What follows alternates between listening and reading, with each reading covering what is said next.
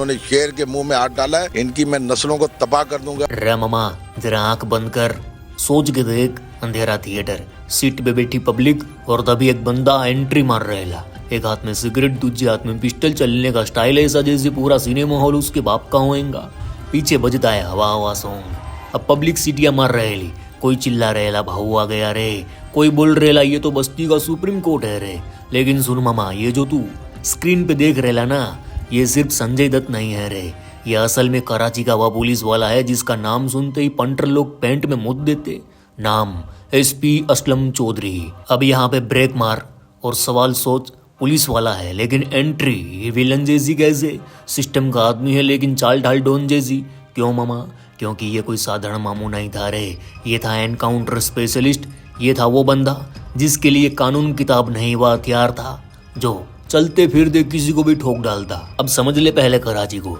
कराची मतलब गुजरात का सूरत नहीं, दिल्ली का जमुना पार नहीं। कराची मतलब हर गली में पंटर, हर मोहल्ले में भाई लोग, हर इलाके में अलग अलग झंडा, कहीं एमक्यूएम, कहीं लियारी गैंग, कहीं जिहादी, कहीं तालिबान, और बीच में फंसी भोली पब्लिक। अब ऐसे शहर में पुलिस वाला बनेगा, या तो साइड में खड़ा रहेगा या फिर पूरा 2.5 किलो का हाथ मारेगा। और चौधरी असलम ये 1.5 सियाना नहीं था रे, ये था पूरे का पूरा 2.5 सियाना। 1980 का दशक, एक जवान लोंडा सिंध पुलिस में भर्ती होता। नाम मोहम्मद असलम खान, पोस्टिंग मिली गुलबहार थाना। अब गुलबहार थाना कोई फूल पत्ती वाली जगह नहीं थी रे, ये वही इलाका था जहाँ रात में कुत्ते नहीं बंदूकें बोलती। पहले ही हफ्ते असलम समझ लिया, यहाँ शरीफ बन के नहीं सिस्टम बन के जीना पड़ेगा। वह सफेद सलवार कमीज पहनता, स्टाइल ऐसा कि कपड़ा भी सलाम ठोक डाले। बोलता कम, देखता ज्यादा, और जब देखता ना मामा तो सामने वाला नजर नहीं मिला पाता। डर ऐसे ही पैदा नहीं होता चच्ची जान कि तू 2-4 गोली चला दे। डर पैदा होता है जब पंटर बोले भाई लोग वो चौधरी आ रहेला, आज खोपचे में रहने का। असलम ने पहले ही दिन एक बात क्लियर कर दी, ना पार्टी देखेगा, ना झंडा, ना भाईगिरी सुनेगा। गलती करेगा ठोक डालेगा। बस यही बात कुछ लोगों को हीरो लगती, कुछ को विलेन। अब यहाँ पे जरा दिमाग खोल, चौधरी असलम ना पूरा हीरो था ना पूरा विलेन। वह बंदा था जो ऐसे सिस्टम में फंसा था जहाँ शरीफ बनोगे तो मारे जाओगे, जानवर बनोगे जिंदा रहोगे। और कराची जैसे शहर में जिंदा रहना भी एक जंग है भाऊ। अभी तक तूने देखा एक पुलिस वाला, उसका स्टाइल, उसका रुतबा, लेकिन असली खेल अब शुरू होएगा, क्योंकि अगले पार्ट में एंट्री मारने वाला है लियारी का शेर रहमान डकैत।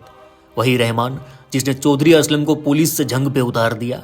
और यहीं से ये कहानी सिर्फ कानून की नहीं रहती रे, ये बन जाती है इज्जत, धोखे और बदले की आग। अरे बाबा, अब असली खेल शुरू होता है। अभी तक जो तूने देखा वो था ट्रेलर, अब पिक्चर का इंटरवल आता है। लोकेशन बदल, कैमरा घुमा और आता है लियारी। लियारी मतलब कराची का दिल नहीं रे, ये है कराची की छाती। ऐसी बस्ती जहाँ पैदा होते ही बच्चा पंटर बनता है, या कानून का बोर्ड तो लगता है लेकिन चलता है भाई लोग का फरमान। और इस बस्ती का सुप्रीम कोर्ट कौन? रहमान डकैत। अब सुन ध्यान से मामा, रहमान कोई साधारण गुंडा नहीं था रे, ये वह बंदा था जो एक टाइम पे बेनीजर भुट्टो की बुलेट प्रूफ गाड़ी चलाता। सोच पावर किस लेवल का होगा, एक तरफ सरकारी मेहमान, दूसरी तरफ पुलिस की वांटेड लिस्ट। लियारी की पब्लिक उसे गुंडा नहीं बोलती थी अपना बंदा है रे, पब्लिक का ख्याल रखता है। अब यहीं से सिस्टम और बस्ती आमने सामने आ जाता है। रहमान का रोल सीधा था, कोई बाहर वाला लियारी में आके 1.5 सियाना नहीं बनेगा। चोरी चकारी हफ्ता, हथियार कंट्रोल में था। पुलिस भी अंदर आने से पहले 2 बार सोचती। और यहीं से एंट्री होती है चौधरी असलम की। असलम ने जब लियारी की फाइल खोली तो एक ही नाम चमक रहा था, रहमान डकैत। असलम ने बोला ये बस्ती का सुप्रीम कोर्ट ज्यादा दिन चलेगा नहीं। अब ये बात रहमान तक पहुंची। पंटर बोले भाऊ एक नया पुलिस वाला आएला, नाम चौधरी। रहमान हंसकर बोला ये ऐसे तो कितने आए और गए, लेकिन भाऊ ये वाला थोड़ा अलग किस्म का है। 2006 रहमान को असलम ने बलूचिस्तान से दबोच लिया। पूरे कराची में हड़कंप मच गया। पुलिस में सन्नाटा, नेताओं की नींद उड़ गई, बस्ती में मातम और असलम के चेहरे पर मुस्कान। उस दिन असलम को लगा काम हो गया, लेकिन मामा यही सिस्टम ने पीठ में छुरा घोंप दिया।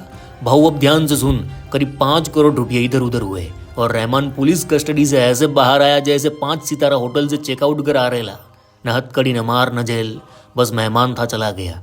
उस दिन असलम अंदर से टूट गया। ये उसके लिए ड्यूटी का मामला नहीं था, ये बन गया इज्जत का सवाल। उस रात असलम ने अपने खास आदमी को बोला अब ये रहमान जिंदा घूमेगा तो या मैं मरूंगा या वो।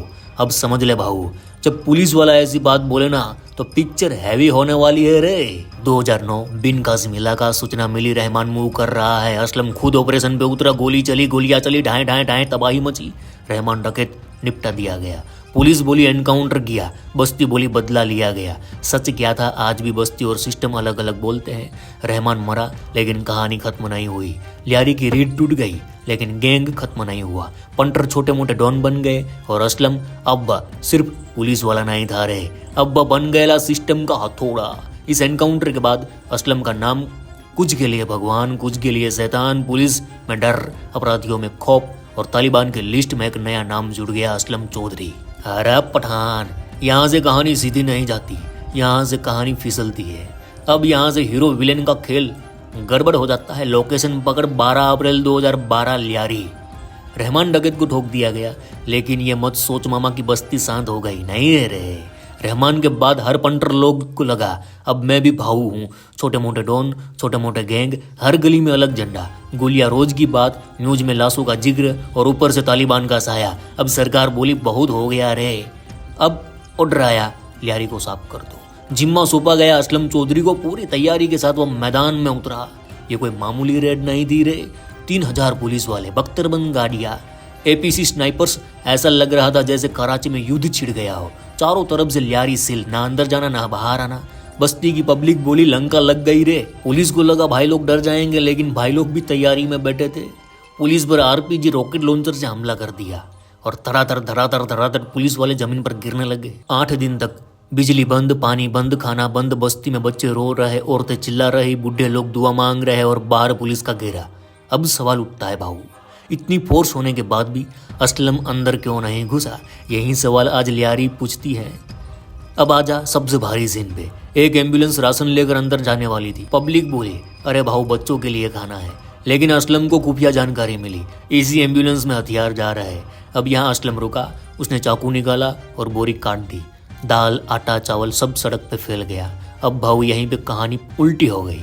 अब 2 गुट बन गए। एक गुट बोला सही किया असलम ने, ये गैंग वाले एम्बुलेंस का भी गलत इस्तेमाल करते हैं। दूसरा गुट चिल्लाया ये निर्दयी है, भूखी पब्लिक पे जुल्म है। अब तू खुद सोच मामा, अंदर हथियार जाते हैं और पुलिस मारी जाती है तो कौन जिम्मेदार? और अगर खाना नहीं गया तो भूखी पब्लिक का क्या कसूर? यहीं से असलम की छवि टूटने लगी। अब सुन मामा, असलम कोई एसी रूम में बैठने वाला अफसर नहीं था। वह जानता था एक गलती और पूरा ऑपरेशन हाथ से निकल जाएगा। वह जानता था अगर ढील दी तो यही गैंग कल स्कूल, बस, बाजार सब उड़ा देगा। लेकिन वो ये भी जानता था हर शक्ति उसे और अकेला बना रही है और दुश्मनों की लाइन लगा रही है। अरे चच्ची जहान, अब ये कहानी खेल नहीं रही, ये बन गई मौत की लाइन। क्यों? क्योंकि अब असलम चौधरी के सामने गैंगस्टर नहीं, सामने थे तालिबान। कराची में तालिबान क्यों आए? अब सुन मामा ध्यान से। 2009 के बाद पाकिस्तान ने तालिबान पे हवाई हमले शुरू किए तो तालिबानी बोले पहाड़ छोड़, शहर पकड़। और शहर कौन सा? कराची। क्यों? क्योंकि कराची में भीड़ है, धंधा है, छुपने की जगह है। पहले तो इन लोगों ने बैंक लूटे, हफ्ता वसूली की, फिर इनका दिमाग और ऊपर चढ़ा। तालिबान की लिस्ट में एक नाम लाल स्याही से लिखा गया, एसएसपी चौधरी असलम। क्यों? क्योंकि ये मामू ना डरता ना समझौता करता, गैंगस्टर हो या जिहादी, असलम के लिए सब एक बराबर। और यही बात तालिबान को सबसे ज्यादा चुभती। 2011 तालिबान ने असलम के घर के बाहर कार बम विस्फोट किया, धमाका हुआ, पूरा घर उड़ गया। पड़ोसी बोले अब तो ये गया, लेकिन धुएं से एक आदमी चलता हुआ बाहर आया। वो था असलम, वो भी जिंदा। उस दिन उसने एक लाइन बोली जो इतिहास बन गई, मैं शहीदों को दफन नहीं करता, मैं हमलावरों को दफन करता हूँ।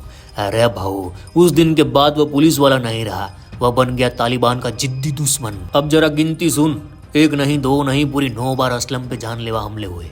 कभी काफिले पे, कभी घर पे, कभी रास्ते पे। हर बार लोग बोले अब की बार गया और हर बार असलम बच जाता।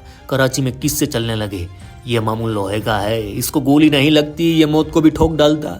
लेकिन भाऊ मौत भी डेढ़ सियानी होती है, वह लाइन में खड़ी रहती है, नंबर आने का इंतजार करती है। ये तारीख याद रख, 9 जनवरी 2014, कराची की सड़क, असलम का काफिला, रूट वही रोजाना वाला। लेकिन इस बार किस्मत चुपचाप बैठी थी। एक कार 200 किलो विस्फोटक बिल्कुल पास में धमाका हुआ। कोई चेतावनी नहीं, कोई मौका नहीं, आग, धुआं और सब खामोश। इस बार मौत खाली हाथ नहीं गई। एसएसपी चौधरी असलम खत्म हो चुका था और ये हमला किया था तालिबान ने, सुनियोजित। धमाके के बाद कराची चुप था, कोई खुशी नहीं, कोई जश्न नहीं। दुश्मन भी खामोश थे क्योंकि सब जानते थे आज एक ऐसा आदमी गया जो सिस्टम से लड़ता था और सिस्टम के लिए लड़ता था, दिलेर था, शेर था। सालों बाद धुरंधर आई, भारत में सीटियां तालियां, पाकिस्तान में बवाल। असलम की विधवा नूरिन बोली ये फिल्म मेरे पति को गलत दिखाती है। एक डायलॉग ने सबसे ज्यादा आग लगाई। शैतानों और जिन्नों से पैदा हुआ बच्चा। अब सोच मामा, जिस आदमी को असल जिंदगी में 9 बार मारने की कोशिश हुई लेकिन वह मौत को छू के टक से वापस आ जाता, उसको डायलॉग से मार दिया गया। विडंबना ये है भाऊ, असलम खुद संजय दत्त का फैन था। अब वीडियो का सबसे आखिरी सवाल, चौधरी असलम हीरो था, सिस्टम का हथियार था, सिस्टम की गंदी मजबूरी थी, या फिर वह खुद एक विलन था? कमेंट में जरूर बताना। तो वीडियो देख के भाई मजा आएला तो लाइक ठोको, धड़ाधड़ लाइक ठोको, सब्सक्राइब भी करो। चलो आज के लिए बस इतना ही। गुज्जू भाई का राम राम, मिलते हैं फिर।